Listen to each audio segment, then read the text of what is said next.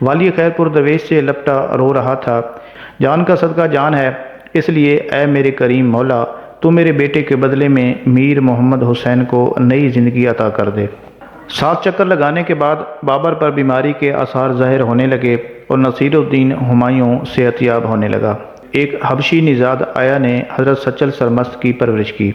حضرت سچل سرمست رحمۃ اللہ علیہ اپنی آیا کو کالی اماں کے نام سے پکارتے تھے۔ بسم اللہ الرحمن الرحیم۔ السلام علیکم ناظرین، حضرت سچل سرمست رحمۃ اللہ علیہ کا شمار سندھ کے مشہور صوفیاء کرام میں ہوتا ہے۔ آپ کا نام تو عبد الوہاب تھا، مگر سچل سرمست کے نام سے شہرت حاصل کی۔ آپ سندھ کے علاقے خیر پور میں پیدا ہوئے۔ آپ سندھی زبان کے علاوہ عربی، فارسی، ہندی اور پنجابی زبانوں پر بھی پورا عبور رکھتے تھے۔ آپ ایک سچے عاشق رسول تھے، اور یہی وہ عشق رسول تھا جس نے حضرت سچل سرمست رحمۃ اللہ علیہ کی نگاہ کو کیمیا اثر بنا دیا تھا۔ اگر زنگ آلود لوہے پر ایک نظر ڈال دیتے تو وہ بھی سونا بن جاتا۔ آج کی اس ویڈیو میں ہم حضرت سچل سرمست رحمۃ اللہ علیہ کی زندگی کے مکمل حالات و واقعات اور آپ کی کرامات آپ کے ساتھ شیئر کریں گے۔ یہ انتہائی ایمان افروز ویڈیو ہوگی، اسے آخر تک ضرور دیکھیے گا۔ ناظرین، یہ 13ویں صدی ہجری کے اوائل کا واقعہ ہے۔ اس وقت سندھ کی ریاست خیر پور کا حاکم میر رستم علی خان تھا۔ والی خیر پور کی زندگی عیش و سکون میں گزر رہی تھی کہ اچانک اس کا بڑا بیٹا محمد حسین بیمار ہو گیا۔ شروع میں تو یہی سمجھا گیا کہ یہ ایک عام سی بیماری ہے، ولی السلطنت چند روز میں صحت یاب ہو جائیں گے، مگر جب مرض نے طول کھینچا تو میر رستم علی خان کو فکر لاحق ہوئی۔ اس نے دربار کے طبیب خاص کو طلب کیا۔ سرکار، پریشانی کی کوئی بات نہیں۔ طویل معائنے کے بعد درباری طبیب نے عرض کیا، مرض کی تشخیص ہو گئی ہے، میری تجویز کردہ دواؤں سے شہزادہ چند دنوں میں شفا یاب ہو جائے گا۔ طبیب خاص کی پر یقین گفتگو سن کر حاکم خیر پور میر رستم علی خان مطمئن ہو گیا۔ پھر طبیب خاص کی دوا شروع کی گئی، مگر برائے نام بھی افاقہ نہ ہو سکا، بلکہ مرض بڑھتا چلا گیا۔ بیٹے کی محبت نے میر رستم علی خان کو اس قدر بے قرار کر دیا کہ والی خیر پور نے سندھ اور پنجاب کے ان شہروں کی طرف اپنے شہ سوار دوڑا دیے جہاں نامور طبیب موجود تھے۔ چند روز میں کئی طبیبان حاذق خیر پور پہنچ گئے۔ اتنے عرصے میں میر محمد حسین بہت زیادہ لاغر ہو چکا تھا۔ ماہر اور تجربہ کار حکیموں نے والی عہد سلطنت کا معائنہ کیا اور مبہم لہجے میں مایوسی کا اظہار کر دیا۔ انسانی علم کی حدیں اب ختم ہو گئیں اور جڑی بوٹیاں اپنا اثر کھو چکیں۔ اب شہزادے کو دواؤں سے زیادہ دعاؤں کی ضرورت ہے، یہ کہہ کر طبیبوں کی وہ جماعت چلی گئی اور میر رستم علی خان تمام تر وسائل کے باوجود اپنے بیٹے کا علاج کرنے سے قاصر رہا۔ حویلی ماتم قضا بنی ہوئی تھی اور ہر مکین سوگوار تھا۔ اسی کربناک فضا میں ایک خدمتگار نوید جاں فضا لے کر آیا کہ سرکار، آپ کے علاقے میں ایک درویش خدا مست رہتے ہیں، ان کے بارے میں سنا ہے کہ مستجاب الدعوات ہیں، یعنی وہ جو بھی اللہ سے دعا کرتے ہیں اللہ کریم اسے قبول کرتے ہیں۔ آپ شہزادے کی صحت کے لیے ان بزرگ سے رجوع کیوں نہیں کرتے؟ میر رستم علی خان نے حیرت سے اپنے خدمتگار کی طرف دیکھا اور اس سے پوچھا کہ وہ بزرگ کہاں رہتے ہیں؟ خدمتگار عرض کرنے لگا کہ درازن میں۔ درازن ریاست خیر پور کا ایک مضافاتی علاقہ ہے۔ تو پھر بزرگ کی خدمت میں جا کر عرض کرو کہ ہم ان کے دیدار سے مشرف ہونا چاہتے ہیں، میر رستم علی خان نے بے قرار ہو کر کہا۔ خدمتگار نے بزرگ کی خدمت میں حاضر ہو کر والی خیر پور کی خواہش کا اظہار کیا تو بزرگ نے شان بے نیازی کے ساتھ فرمایا کہ امیروں کی حویلی میں فقیروں کا گزر کہاں؟ میر رستم علی خان کے خدمتگار نے اصرار کیا تو بزرگ نے فرمایا، دراصل درویش کو محلات کی آب و ہوا راس نہیں آتی، طبیعت خراب ہو جاتی ہے۔ والی خیر پور کا خدمتگار درویش کی گفتگو کا مفہوم نہ سمجھ سکا اور ناکام و نامراد واپس جانے لگا۔ خانگاہ کے دروازے پر ایک مجذوب نما شخص نے اسے روک کر کہا، اتنی آسانی سے کچھ حاصل نہیں ہوگا۔ میر رستم علی خان کا خادم مجذوب کی بات سن کر چونک اٹھا، پھر مجھے اپنی مراد کس طرح حاصل ہوگی؟ مخدوم کے دامن سے لپٹ جانا۔ مجذوب نے کہا، مخدوم انکار کریں گے کہ وہ کچھ بھی نہیں ہیں، مگر تم ان کے دامن سے لپٹے رہنا اور درخواست کرتے رہنا۔ اگر تم مخدوم کے انکار سے اکتا گئے تو پھر کبھی کچھ بھی ہاتھ نہیں آئے گا۔ خدمتگار واپس چلا گیا اور اس نے درویش کا جواب میر رستم علی خان کے گوش گزار کر دیا۔ اس کے ساتھ ہی خادم نے مجذوب کا واقعہ بھی بیان کر دیا۔ میر رستم علی خان کچھ دیر سوچتا رہا، پھر مضطرب ہو کر کہنے لگا، بزرگ کو یہاں آنے کی کیا ضرورت ہے؟ وہ حاجت مند نہیں ہے، سوالی تو ہم ہیں، اس لیے خود ہی ان کے دروازے پر جائیں گے۔ پھر میر رستم علی خان اپنے عمرہ کے ساتھ درویش کی خدمت میں حاضر ہوا اور ولی عہد سلطنت کی شفا یابی کے لیے بزرگ کی دعاؤں کا طالب ہوا۔ درویش نے ایک غمزدہ باپ کی التجا سنی اور بے نیازانہ لہجے میں کہا، جب سارے طبیب ایک بیمار کا علاج کرنے سے قاصر ہیں تو پھر میں کیا کر سکتا ہوں؟ نہ مجھے حکمت آتی ہے اور نہ میں جڑی بوٹیوں سے واقف ہوں۔ میں تو شیخ کی خدمت میں دعا کے لیے حاضر ہوا ہوں۔ میر رستم علی خان نے عرض کیا، میری دعاؤں کی قبولیت پر تمہیں یقین ہے؟ بزرگ نے والی خیر سے پوچھا۔ میں نہیں، ساری دنیا کہتی ہے کہ آپ مستجاب الدعوات ہیں، یعنی آپ کی دعا اللہ پاک ضرور قبول کرتے ہیں۔ میر رستم علی خان نے عرض کیا، دنیا غلط کہتی ہے۔ بزرگ نے پرجلال لہجے میں فرمایا، لوگوں کو کیا معلوم کہ کس کی دعائیں قبول ہوتی ہیں؟ میں اللہ کا ایک گناہ گار بندہ ہوں اور ایک گوشے میں منہ چھپائے ہوئے پڑا ہوں۔ میر رستم علی خان اپنے خدمتگار کی زبانی مجذوب کی باتیں سن چکا تھا، اس لیے وہ اپنی ضد پر قائم رہا۔ شیخ، آپ کہیں بھی رہیں مگر مستجاب الدعوات ہیں، میں آپ کا آستانہ چھوڑ کر کہیں نہیں جاؤں گا۔ اچانک بزرگ کے چہرے پر پریشانی کے آثار نمایاں ہو گئے۔ میر رستم علی خان، بہت دیر ہو گئی، بہت دیر ہو گئی۔ درویش کے لہجے سے اداسی کا اظہار ہو رہا تھا۔ شیخ، اللہ کے ہاں دیر سویر کچھ نہیں ہے۔ میر رستم علی خان کی آنکھوں میں آنسو آ گئے۔ بس اللہ کا حکم ہی سب کچھ ہے۔ جب وہ مردوں کو زندہ کر سکتا ہے تو پھر میرے بیمار بیٹے کو بھی شفا دے سکتا ہے۔ بس آپ کی دست دعا دراز ہونے کی دیر ہے۔ بزرگ نے سکوت اختیار کیا، تھوڑی دیر خاموش رہے۔ شیخ، آپ کی عنایتیں تو عام ہیں۔ والی خیر پر زار و قطار رو رہا تھا۔ پھر میرے بیٹے کے لیے آپ دعا کیوں نہیں کرتے؟ بزرگ نے غمزدہ باپ کو تسلی دیتے ہوئے کہا کہ میر رستم علی خان، اب تم جاؤ، اللہ تمہارے بیٹے کو شفا بخشے گا، مگر بہت دیر ہو گئی ہے۔ ولی عہد سلطنت کی جان کے لیے بہت بڑا صدقہ دینا پڑے گا۔ شیخ، میں اپنے بیٹے کی خاطر بڑے سے بڑا صدقہ دے دوں گا۔ میر رستم علی خان نے بزرگ کے ہاتھوں کو بوسہ دیتے ہوئے کہا، میں ولی عہد کے لیے اپنی سلطنت بھی لٹا دوں گا۔ نہیں میر رستم علی خان، وہ صدقہ تم نہیں دے سکو گے، درویش نے پرسوز لہجے میں کہا۔ وہ صدقہ ہم ہی دیں گے، تمہیں فرزند کی زندگی مبارک ہو۔ آخر والی خیر پر میر رستم علی خان واپس چلا گیا۔ حویلی پہنچ کر اس نے یہ ناقابل یقین منظر دیکھا۔ ولی عہد سلطنت میر محمد حسین کے چہرے کی مردنی ختم ہو گئی تھی اور اب اس کے چہرے پر زندگی کے آثار نظر آنے لگے تھے۔ جب میر رستم علی خان واپس چلا گیا تو درویش نے سجدے میں سر رکھ دیا اور نہایت رقت امیز لہجے میں دعا کرنے لگے، اے علیم و خبیر اللہ، تو خوب جانتا ہے کہ رستم علی خان کے بیٹے میر محمد حسین کی زندگی لوح محفوظ پر ختم ہو چکی ہے، مگر تو اس پر بھی قادر ہے کہ جسے چاہے برقرار رکھے اور جسے چاہے مٹا دے۔ والی خیر پر مجھے تیرا مستجاب الدعوات بندہ سمجھتا ہے اور وہ میرے پاس بڑی امیدیں لے کر آیا تھا۔ مجھے اس بات سے بہت شرم آئی کہ میں اسے خالی ہاتھ لوٹا دوں، حالانکہ تیرے ہی در کے بھکاری ہیں، جسے جو کچھ بھی ملتا ہے تیرے ہی خزانہ غیب سے ملتا ہے۔ مجھ فقیر کو بھی تیرے ہی آستانہ کرم سے ایک بیٹا عطا ہوا ہے، جان کا صدقہ جان ہے، اس لیے اے میرے کریم مولا، تو میرے بیٹے کے بدلے میں میر محمد حسین کو نئی زندگی عطا کر دے۔ پھر جیسے ہی بزرگ کی دعا ختم ہوئی، میر رستم علی خان کا بیٹا میر محمد حسین صحت یاب ہونے لگا اور درویش کا بیٹا بستر علالت پر دراز ہو گیا۔ پھر جس روز والی سلطنت نے غسل صحت کیا، اسی دن درویش نے اپنے بیٹے کو قبر میں اتارا۔ میر رستم علی خان اظہار شکر گزاری کے طور پر قیمتی تحائف لے کر بزرگ کی خدمت میں حاضر ہوا۔ خانگاہ کی حدود میں داخل ہو کر والی خیرپور نے دیکھا کہ ہر چہرہ غم میں ڈوبا ہوا ہے اور ہر آنکھ اشک بار ہے۔ آخر یہاں کیا سانحہ پیش آیا ہے؟ میر رستم علی خان نے درویش کی خدمتگاروں سے پوچھا۔ ایسا سانحہ جو کسی پتھر کے ساتھ پیش آتا تو وہ بھی ٹکڑے ٹکڑے ہو جاتا، ایک خادم نے شیخ کے فرزند کے انتقال کی خبر سناتے ہوئے کہا۔ میر رستم علی خان دم بخود رہ گیا، اور یہ سب کچھ آپ کی وجہ سے ہوا ہے، درویش کی خادم خاص نے میر رستم علی خان کو مخاطب کرتے ہوئے کہا۔ میری وجہ سے؟ والی خیرپور نے حیران ہو کر کہا۔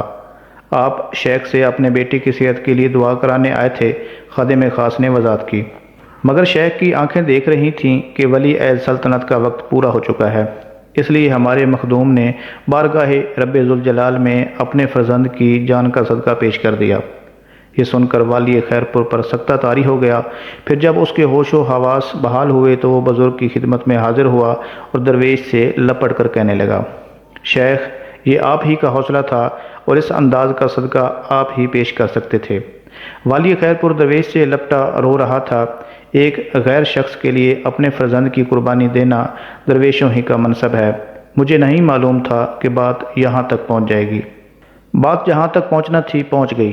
درویش نے میر رستم علی خان کو اپنے سے الگ کرتے ہوئے کہا، مشیت خدا ہی یہی تھی اور یہی لکھا تھا، تمہیں ولی عہد سلطنت کی زندگی مبارک ہو۔ میر رستم علی خان واپس چلا گیا۔ جاتے وقت اس نے سارے تحائف ان فقراء میں تقسیم کر دیے جو بزرگ کی گلیوں میں پڑے رہتے تھے۔ یہ کریم النفس، حوصلہ مند اور جانباز درویش سندھ کے مشہور بزرگ حضرت سچل سرمست رحمۃ اللہ علیہ تھے، جنہوں نے ایک غمزدہ باپ کو پرسکون دیکھنے کے لیے اپنے بیٹے کی جان کا صدقہ پیش کر دیا تھا۔ صوفیہ کی تاریخ میں ایسے کئی واقعات مشہور ہیں، اور جہاں تک صدقہ جاں کا تعلق ہے تو اس کی حقیقت بھی تسلیم شدہ ہے۔ اگر صدقہ جاں صدق نیت سے پیش کیا جائے تو بارگاہ ذوالجلال میں ضرور قبول ہوتا ہے۔ مغل شہنشاہ ظہیر الدین بابر کا واقعہ بڑا مشہور ہے کہ جب ولی عہد سلطنت نصیر الدین ہمایوں بیمار ہوا اور ہندوستان بھر کے حاذق اطباء اس کے علاج سے عاجز آ گئے تو کسی درباری عالم نے بابر کو مشورہ دیتے ہوئے کہا، اگر شہنشاہ اپنی سب سے قیمتی چیز کا صدقہ دیں تو ولی عہد سلطنت کے سر سے یہ بیماری ٹل سکتی ہے۔ ہمارے پاس سب سے قیمتی شے کیا ہے؟ ظہیر الدین بابر نے اپنے مشیروں اور وزیروں سے پوچھا۔ مغلیہ سلطنت کے وزیر خزانہ نے جواباً عرض کیا، ہمارے پاس دنیا کا سب سے قیمتی اور نایاب الماس ہیرا موجود ہے جو ہمیں سلطان علاء الدین خلجی کے خزانے سے حاصل ہوا تھا۔ مختلف لوگوں نے مختلف صدقات دینے کے مشورے دیے۔ آخر ظہیر الدین بابر نے اپنے مشیروں کو مخاطب کرتے ہوئے کہا، یہ سب چیزیں حقیر ترین ہیں، انسان کی زندگی سے قیمتی کوئی شے نہیں ہوتی، اس لیے ہم بارگاہ رب ذوالجلال میں ہمایوں کے لیے اپنی جان کا صدقہ پیش کریں گے۔ یہ کہہ کر مغل شہنشاہ نے وضو کیا اور ہمایوں کے بستر کے گرد 7 چکر لگائے۔ اولاد سے بے پناہ محبت کرنے والا باپ بلند آواز میں دعا مانگ رہا تھا، اے تمام جہانوں کے پالنے والے اور مضطرب الحال بندوں کی دعائیں سننے والے، ہمایوں کی ساری بلائیں میرے سر پر ڈال دے، میرے اس صدقے کو قبول فرما کہ تیرے سوا کوئی دینے والا نہیں۔ 7 چکر لگانے کے بعد بابر پر بیماری کے آثار ظاہر ہونے لگے اور نصیر الدین ہمایوں صحت یاب ہونے لگا۔ پھر جب ہمایوں نے غسل صحت کیا، ظہیر الدین بابر کو غسل میت دیا گیا۔ صدقہ جاں کی حیثیت اپنی جگہ، مگر قبولیت اور غیر قبولیت کا انحصار صرف باری تعالیٰ کی مرضی پر ہے۔ خیرپور سندھ کی حدود میں رانی پور سے 1 میل کے فاصلے پر شمال میں درازن یا درازہ نام کا ایک قصبہ ہے۔ اسی قصبے میں حضرت سچل سرمست رحمۃ اللہ علیہ پیدا ہوئے۔ آپ نے 1152 ہجری میں آنکھ کھولی۔ حضرت سچل سرمست رحمۃ اللہ علیہ کا خاندانی نام عبدالوہاب فاروقی تھا۔ 39ویں پشت میں آپ کا سلسلہ نسب امیر المومنین حضرت عمر فاروق رضی اللہ تعالیٰ عنہ سے مل جاتا ہے۔ حضرت عبداللہ بن عمر جو کہ حضرت عمر فاروق رضی اللہ تعالیٰ عنہ کے بیٹے تھے، ان کی وفات کے بعد آپ کے پوتے شیخ شہاب الدین فاروقی حجاز مقدس سے عراق منتقل ہو گئے تھے۔ آپ اپنے وقت کے بہت بڑے مدبر تھے اور سیاسی امور پر گہری نظر رکھتے تھے۔ جب مسلمانوں نے سندھ پر حملہ کیا تو اسلامی لشکر کی قیادت بدیل بن طیفہ کر رہے تھے۔ اس معرکہ آرائی میں مسلمانوں کو شکست ہوئی اور بدیل بن طیفہ رحمۃ اللہ علیہ شہید ہو گئے۔ اس شکست کے بعد حضرت شہاب الدین فاروقی رحمۃ اللہ علیہ ہی نے گورنر عراق حجاج بن یوسف کو مشورہ دیا کہ سندھ کے سرحدی علاقوں میں تبلیغ اسلام کے لیے بڑے بڑے علماء کو روانہ کیا جائے۔ حجاج بن یوسف نے آپ کی اس تجویز کو پسند کیا۔ پھر جب عامل عراق نے اپنے نوجوان بھتیجے اور داماد محمد بن قاسم کو سندھ پر حملہ کرنے کے لیے بھیجا تو حضرت شیخ شہاب الدین فاروقی بھی جوان سال امیر لشکر کے ساتھ تھے۔ اکثر تاریخی روایتوں کے مطابق حضرت شیخ شہاب الدین فاروقی رحمۃ اللہ علیہ فاتح سندھ محمد بن قاسم کو ملکی اور فوجی امور میں نہایت مفید مشورے دیا کرتے تھے۔ نتیجتاً سندھ کے غیر مسلم قبائل قطار در قطار حلقہ اسلام میں داخل ہونے لگے اور مملکت اسلامیہ کی بنیادیں مضبوط سے مضبوط تر ہوتی چلی گئیں۔ شیخ شہاب الدین فاروقی رحمۃ اللہ علیہ کے انتقال کے بعد ان کے صاحبزادے شیخ محمد فاروق سیوستان کے حاکم مقرر ہوئے۔ شیخ محمد فاروق کے بعد ان کے فرزند مختوم نور الدین فرما روائی کے منصب پر فیض ہوئے۔ پھر سوستان کی حکمرانی نسل در نسل اسی خاندان میں منتقل ہوتی رہی۔ حضرت بہاؤالدین زکریا ملتانی رحمۃ اللہ علیہ کے خلیفہ حضرت مخدوم حجاز رحمۃ اللہ علیہ بھی اسی خاندان سے تعلق رکھتے تھے۔ حضرت سچل سرمست رحمۃ اللہ علیہ کا تعلق بھی اسی عظیم خاندان سے تھا۔ ناظرین، حضرت سچل سرمست رحمۃ اللہ علیہ کے دادا محترم کا اسم گرامی خواجہ محمد حافظ تھا، مگر عام طور پر آپ سائیں صاحب دینہ فاروقی کے نام سے مشہور تھے۔ حضرت سائیں دینہ اپنے وقت کے ولی کامل تھے۔ حضرت سچل سرمست اپنی ایک فارسی تصنیف میں حضرت سائیں دینہ کے متعلق تحریر فرماتے ہیں، اس وقت سندھ پر کلہوڑا خاندان کی حکومت تھی۔ اسی حکومت میں میرے دادا محترم حضرت صاحب دینہ رحمۃ اللہ علیہ ایک اعلیٰ منصب پر فیض تھے۔ ایک روز میاں صاحب کسی سرکاری کام سے کوٹری کبیرہ ضلع نواب شاہ سے ڈیوانول گاؤں کی طرف جا رہے تھے۔ راستے میں ایک جنگل پڑتا تھا۔ جب میاں صاحب دینہ رحمۃ اللہ علیہ جنگل میں داخل ہوئے تو آپ کو ایک مجذوب عورت بیٹھی ہوئی نظر آئی۔ میاں صاحب نے اسے ایک مخبوط الحواس عورت سمجھا اور آگے بڑھ گئے۔ ابھی میاں صاحب دینہ نے چند قدم کا فاصلہ ہی طے کیا ہوگا کہ مجذوب عورت کی آواز سنائی دی کہ میاں صاحب دینہ کہاں جا رہے ہو؟ حضرت صاحب دینہ فاروقی رحمۃ اللہ علیہ کے بڑھتے ہوئے قدم رک گئے۔ آپ کو شدید حیرت ہوئی کہ ایک مخبوط الحواس عورت اس کا نام کس طرح جانتی ہے۔ حضرت صاحب دینہ رحمۃ اللہ علیہ واپس لوٹ آئے اور مجذوب خاتون کے سوال کا جواب دیتے ہوئے کہا کہ مائی، میں سرکاری کام سے جا رہا ہوں، کب تک دوسروں کے کام میں الجھے رہو گے؟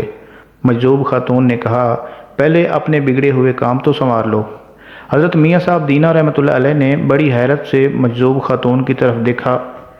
آپ نے جس عورت کو فاطر العقل سمجھا تھا وہ بہت ہوش کی باتیں کر رہی تھی۔ مائی، آخر میرا کیا کام ہے؟ تمہیں جس کام کے لیے دنیا میں بھیجا گیا ہے تم وہی کام کیوں نہیں کرتے؟ مجذوب خاتون نے پرجلال لہجے میں کہا، میاں صاحب دینہ، ابھی بھی وقت ہے، اپنی منزل کی طرف لوٹ جاؤ، اللہ تم سے کوئی اور ہی کام لینا چاہتا ہے۔ حضرت صاحب دینہ فاروقی رحمۃ اللہ علیہ مجذوب خاتون کی باتوں سے اس قدر متاثر ہوئے کہ اپنا کام ادھورا چھوڑ کر واپس لوٹ آئے اور سندھ کے حکمرانوں کو اپنا استعفیٰ پیش کر دیا۔ میاں صاحب، آخر بات کیا ہے؟ سندھ کے حکمران نے حیران ہو کر پوچھا، کیا کسی وزیر سے کوئی چپکلش ہو گئی ہے؟ نہیں سرکار، میرا کسی سے کوئی جھگڑا نہیں ہوا، میاں صاحب دینہ فاروقی رحمۃ اللہ علیہ نے کہا۔ اب میں سرکاری کاموں کے قابل نہیں رہا، اس لیے معذرت خواہ ہوں۔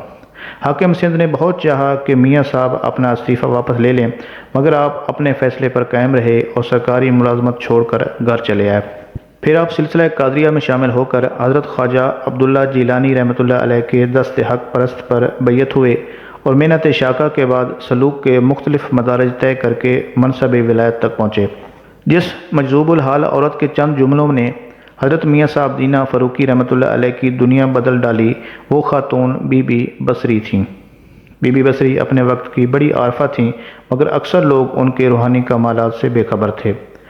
میاں صاحب دینہ فاروقی رحمۃ اللہ علیہ کے دو صاحبزادے تھے، ایک میاں صلاح الدین اور دوسرے میاں عبدالحق۔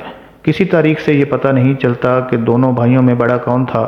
میاں صاحب دینہ کے وصال کے بعد میاں عبدالحق رحمۃ اللہ علیہ آپ کے سے زیادہ نشین ہوئے۔ بس اسی بات سے اندازہ کیا جا سکتا ہے کہ میاں عبدالحق عمر میں بڑے تھے۔ میاں صلاح الدین کی شادی کو کئی سال ہو چکے تھے، مگر ابھی تک اولاد کی نعمت سے محروم تھے۔ آخر ایک دن حسرتوں کی بے آب و گیا صحرا میں حق تعالیٰ کے لطف و کرم کی بارش ہوئی اور 1152 ہجری میں حضرت سچل سرمست رحمۃ اللہ علیہ پیدا ہوئے۔ تشنا آرزوئیں سیراب ہوئیں اور میاں صلاح الدین اپنے فرزند کی تعلیم و تربیت میں مشغول ہو گئے۔ ابھی حضرت شیخ عبد الوہاب یعنی حضرت سچل سرمست رحمۃ اللہ علیہ کی عمر مبارک صرف 6 سال تھی کہ 1158 ہجری میں آپ کے والد محترم میاں صلاح الدین کا انتقال ہو گیا، اور حضرت سچل سرمست رحمۃ اللہ علیہ بھی صوفیہ کے اسی گروہ میں شامل ہو گئے جنہیں انتہائی کمسنی کے عالم میں یتیمی کے صدمہ سے دوچار ہونا پڑا تھا۔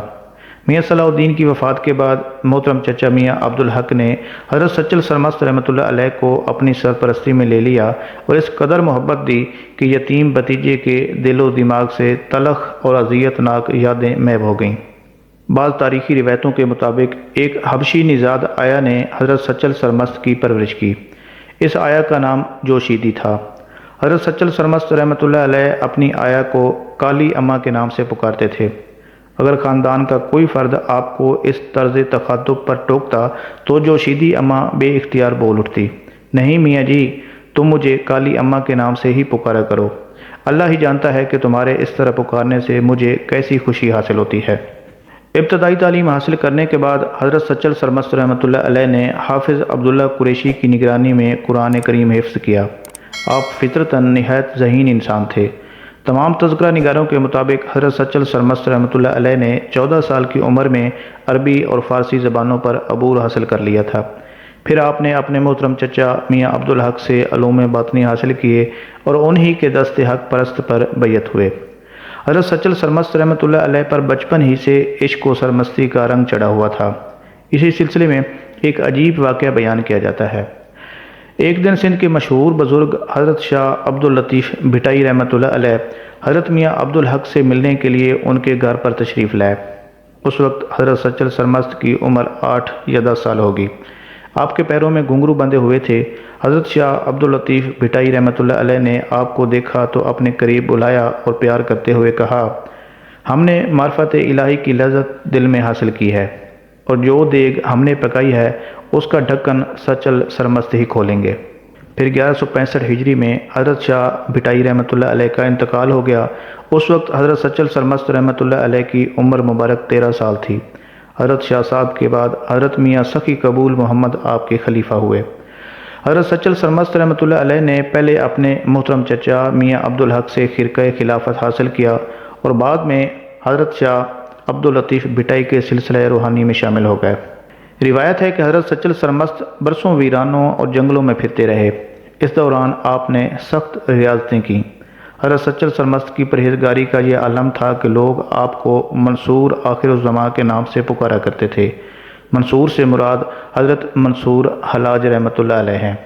حضرت سچل سرمست رحمۃ اللہ علیہ فطرتاً دنیا کی رنگینیوں اور ہنگامہ آرائیوں سے بے نیاز رہا کرتے تھے۔ ایک بار پیر و مرشد حضرت میاں عبدالحق نے حضرت سچل سرمست کے دوستوں کو طلب کر کے فرمایا کہ سچل اب جوان ہو گیا ہے، اس سے پوچھو کہ وہ شادی کی طرف میلان رکھتا ہے یا نہیں۔ پھر جب دوستوں نے حضرت سچل سرمست سے ازدواجی زندگی کے بارے میں سوال کیا تو آپ نے کسی تعامل کے بغیر فرمایا کہ میں ان الجھنوں اور بکھیڑوں کو پسند نہیں کرتا۔ شادی ایک زنجیر ہے اور میں اس زنجیر سے آزاد ہی رہنا چاہتا ہوں۔ دوستوں نے حضرت میاں عبدالحق کو حضرت سچل سرمست کے جواب سے آگاہ کیا تو آپ نے ایک دن خود ہی بھتیجے کے سامنے یہ موضوع چھیڑ دیا۔ حضرت سچل سرمست نے پیر و مرشد کی خدمت میں وہی الفاظ دہرا دیے۔ بھتیجے کی گفتگو سن کر حضرت میاں عبدالحق نے فرمایا کہ فرزند، شادی ایک زنجیر نہیں ہے، حضور اکرم صلی اللہ علیہ وآلہ وسلم کی ایک معروف سنت ہے۔ اگر شادی کی استطاعت ہو تو ضرور کرو کہ اس کے بغیر انسان کی تکمیل نہیں ہوتی۔ اگرچہ حضرت سچل سرمست شادی کی پابندیوں سے آزاد رہنا چاہتے تھے، لیکن پیر و مرشد کی رضا کے سامنے آپ نے سر تسلیم خم کر دیا۔ پھر حضرت میاں عبدالحق نے اپنی صاحبزادی کے ساتھ حضرت سچل سرمست رحمۃ اللہ علیہ کا نکاح کر دیا۔ حضرت سچل سرمست رحمۃ اللہ علیہ کے یہاں ایک بیٹا پیدا ہوا جو بعد میں وفات پا گیا۔ آپ کا یہ غالباً وہی اکلوتا بیٹا تھا جو آپ نے والی خیر پور سندھ کے بیٹے کے لیے قربان کر دیا تھا۔ آپ کی رفیقہ حیات شادی کے 2 سال تک حیات رہیں، پھر اچانک بیمار ہوئیں اور چند روز بعد انتقال کر گئیں۔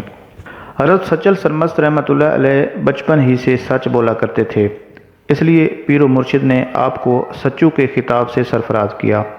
حضرت میاں عبدالحق رحمۃ اللہ علیہ آپ کو محبت سے سچو پکارتے تھے، اس لیے آپ نے مرشد کے اس خطاب کو اپنا تخلص قرار دیا اور پھر روحانیت اور شعر و ادب کی دنیا میں سچل سرمست کے نام سے مشہور ہوئے۔ سندھی زبان میں آپ کو سچو اور سچے دینا کے ناموں سے یاد کیا جاتا ہے، جبکہ پنجاب کے لوگ آپ کو سچل سرمست کہتے ہیں۔ حضرت سچل سرمست رحمۃ اللہ علیہ کا قد درمیانہ، رنگ گندمی، پیشانی کشادہ اور خد و خال بہت دلکش تھے۔ سر کے بال لمبے تھے اور ہمیشہ سبز رنگ کی ٹوپی پہنتے تھے۔ سفید کرتا اور سفید تہ بند آپ کا پسندیدہ لباس تھا۔ جب آپ پر عالم جذب طاری ہوتا تو ننگے پاؤں پھرا کرتے تھے، ہاتھ میں ہر وقت ایک لمبی سی چھڑی رکھتے تھے۔ حضرت سچل سرمست رحمۃ اللہ علیہ کو موسیقی سے بے پناہ دلچسپی تھی، اسی لیے تنبورہ آپ کے پاس ہوتا تھا۔ بہت کم سوتے تھے اور بہت کم کھاتے تھے، اکثر روزہ رکھتے تھے اور لکڑی کی چوکی پر مراقبے میں بیٹھے رہتے تھے۔ حضرت سچل سرمست رحمۃ اللہ علیہ بہت رحم دل اور سخی انسان تھے۔ پانچوں وقت کی نماز ادا کرتے اور شریعت پر سختی کے ساتھ عمل پیرا رہتے۔ جب کیف و جذب کی حالت ہوتی تو آپ تنبورہ بجاتے اور گانے لگتے۔ پھر جب ہوش میں آتے تو آپ کو کچھ یاد نہ رہتا۔ اگر کوئی دوست یاد دلاتا تو نہایت پرسوز لہجے میں فرماتے، میری مستی کا عالم ہوتا ہے، میں نہیں جانتا کہ کیا کہتا ہوں اور کیا کرتا ہوں۔ حضرت سچل سرمست رحمۃ اللہ علیہ کو کئی زبانوں پر دسترس حاصل تھی، اس لیے کئی زبانوں میں آپ کی شاعری موجود ہے۔ آپ کے اشعار کی تعداد 9,36,600 کے قریب ہے۔